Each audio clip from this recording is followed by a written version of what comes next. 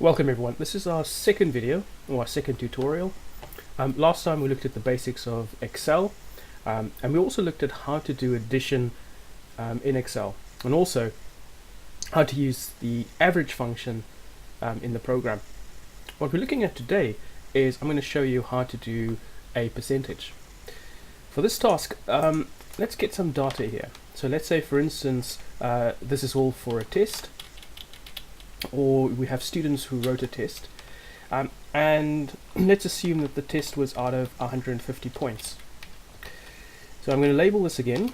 I'm going to add students, and I'm going to add maybe let's maybe add 3 students just for our example. And as for grades, let's say for instance we've got our grades here. Okay. So for this task, what I'd like to find out is what is the percentage that Jane got for a test. Now the task is fairly easy actually, but let me just quickly show you how to do it. So what exactly is a percentage? Well, we're going to be taking the number here, 90, and we will be dividing it by 150. Then we're going to be multiplying that by 100, and that should give us the percentage. So in this case, I'm going to tell Excel that we're doing a calculation. I'm adding the equal sign. So it's going to be equal sign 90 divided by 150. And we get the decimal of 0.6. I can do the same thing here as well.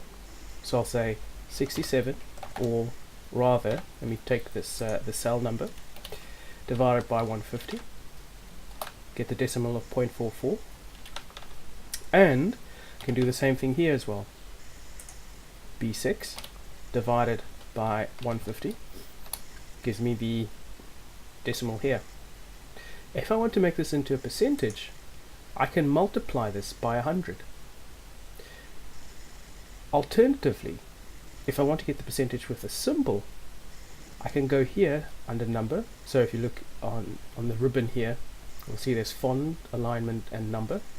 If I click on number, and I see here there's the percentage style, so it formats it automatically as a percentage. And I can do the same thing here as well. Right?